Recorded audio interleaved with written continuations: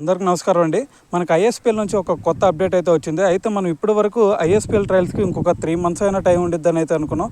కానీ వాళ్ళు లేటెస్ట్గా ఒక అప్డేట్ అయితే ఇచ్చారు. అదేంటంటే మనకి ఐఎస్పీఎల్ ట్రయల్స్కి ఓన్లీ 1 month మాత్రమే టైం ఉంది.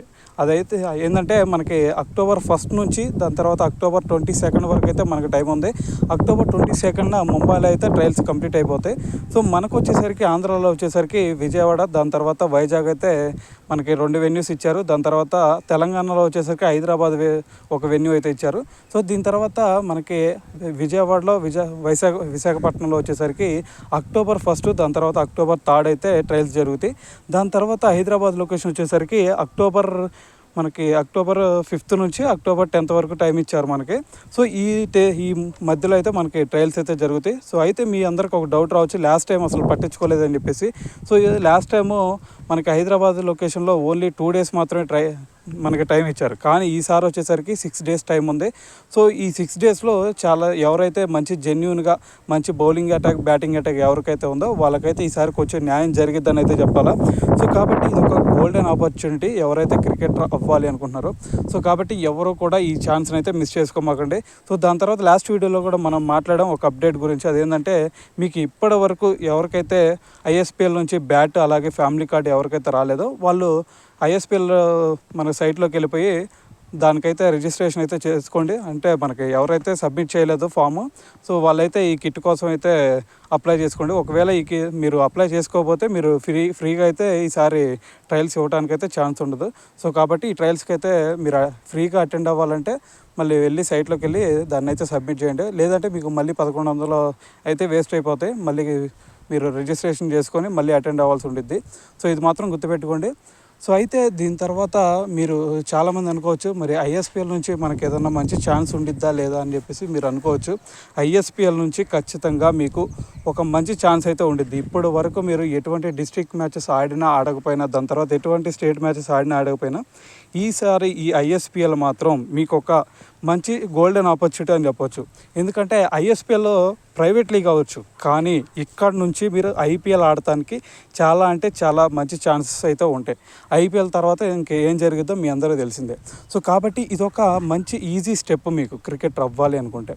సో దీన్ని మాత్రం ఎవరు కూడా మిస్ చేయమాకండి. ఎందుకని అంటున్నానంటే ఐఎస్పీఎల్ నుంచి ఐపీఎల్కి ఎలా ఆడొచ్చు అనేది మనం నెక్స్ట్ వీడియోలో అయితే మాట్లాడదాం. క్లియర్గా అయితే మీకు క్లారిటీ అయితే ఇస్తాను దాని గురించి. సో అయితే ఇప్పుడు వరకు అయితే మీరు ఈ ఛాన్స్ అయితే మిస్ చేసుకోమాకండి. ఈ ట్రయల్స్ మనకి October 1st నుంచి October 3rd ఈ 2 తేదీలు అయితే ఆంధ్రాలో జరుగుతాయి. దాని తర్వాత October 5th నుంచి October 10th వరకు అయితే హైదరాబాద్లో జరుగుతాయి. సో వీటికైతే మీరు కొత్తగా ఎవరైనా రిజిస్ట్రేషన్ చేసుకోకపోతే చేసుకోండి ఐఎస్పీఎల్ సైట్లోకి వెళ్ళిపోయి. సో ఇది ఇప్పటి వరకు మ్యాటర్ అయితే.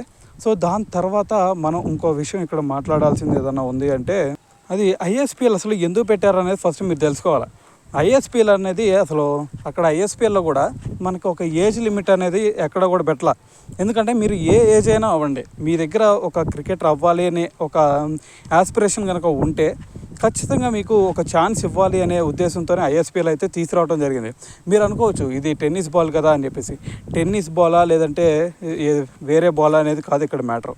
మీ దగ్గర క్రికెటింగ్ స్కిల్స్ ఉన్నాయా లేదా, మీరు క్రికెటర్ అవ్వగలుగుతారా లేదా, మీలో క్రికెటింగ్ స్కిల్స్ ఉంటే మిమ్మల్ని కొంచెం ట్రైనప్ చేస్తే మీరు ఒక మంచి రేంజ్కి వెళ్తారా లేదా అనే ఉద్దేశంతోనే ఈ ఐఎస్పీఎల్ అయితే వీళ్ళు స్టార్ట్ చేయడం జరిగింది.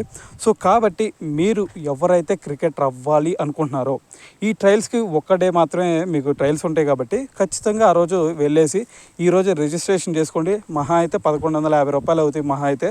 సో వీటి గురించి అయితే ఆలోచించొద్దు. ఎందుకంటే మీరు క్రికెటర్ అవ్వాలి అనే ఒక గోల్ కనుక మీకుంటే ఖచ్చితంగా 1150 అనేది ఒక పెద్ద అమౌంట్ అయితే కాదు మీకు. సో కాబట్టి మీరు దీనికైతే ట్రయల్స్కి అయితే రిజిస్ట్రేషన్ చేసుకున్న వాళ్ళు, ఒకవేళ లాస్ట్ ఇయర్ చేసుకున్న వాళ్ళు అయితే డైరెక్ట్గా మీకు ఒకవేళ ఫ్యామిలీ కార్డు దాంతోపాటు బ్యాట్ కనుక వస్తే డైరెక్ట్గా అయితే ట్రయల్స్కి అయితే అటెండ్ అవ్వచ్చు. దీని తర్వాత మనకి లెవెల్స్ వచ్చేసరికి మొత్తం 3 levels ఉన్నాయి. సో అదేంటంటే ఫస్ట్ మనకి ఇక్కడ సిటీ లెవెల్లో ఉండిద్ది, దాని తర్వాత జోన్ లెవెల్స్లో ఉండిద్ది. సో దాని తర్వాత వచ్చేసరికి దాని తర్వాత మీకైతే ఆక్షన్స్ అయితే కండక్ట్ చేస్తారు. అయితే ఇక్కడ మీ అందరికీ తెలిసిందే ఆక్షన్స్ గురించి. బేసిక్ ప్రైజే మీ అందరికీ 3 lakhs ఉండిద్ది అని చెప్పేసి. సో వాటి కోసం కాకపోయినా మీ టాలెంట్ని షోకేస్ చేసుకోవటం కోసం ఈ ట్రయల్స్కి అయితే అటెండ్ అవ్వండి. సో ఇలాంటి ఒక మంచి ప్లాట్ఫామ్ దొరకటమే మీ అందరికి ఒక అదృష్టం అని అయితే చెప్పాలి. క్రికెటర్ ఎవరైతే అవ్వాలి అనుకుంటున్నారో వాళ్ళకి ఇది ఒక మంచి గోల్డెన్ ఆపర్చునిటీ అని చెప్పాలా. సో ఇక్కడ ఈసారి మీకు డేట్స్ కూడా ఇంకా ఎక్స్టెండ్ చేశాడు. సో కాబట్టి మీ టాలెంట్ చూపించుకోవాలనుకుంటే ఖచ్చితంగా దీంట్లో అయితే న్యాయం జరిగిద్దని అయితే నేను అనుకుంటున్నాను ఈసారి. అయితే ఈ రోజు నుంచి ఇంకా మనకు 1 మంత్ మాత్రమే టైం ఉంది కాబట్టి ఈ 1 మంత్లో మీరు ఎలా ప్రాక్టీస్ చేయాలా, ఒక బౌలర్ అయితే ఏ విధంగా మీరు డే 1 నుంచి ఎలా స్టార్ట్ చేయాలనేది ప్రతిరోజు అయితే దీని గురించి మనం వీడియో అయితే చేసుకుందాం. సో దీని తర్వాత మనం ఈ 1 మంత్లో అసలు ఏమేమి వేటి మీద మనం క్రికెటర్ ఇంకా మన స్కిల్స్ ఇంప్రూవ్ చేసుకోవాలంటే ఏమేం చేయాలి అనేది కూడా ఇక నెక్స్ట్ వీడియోస్లో అయితే ఖచ్చితంగా మాట్లాడదాం.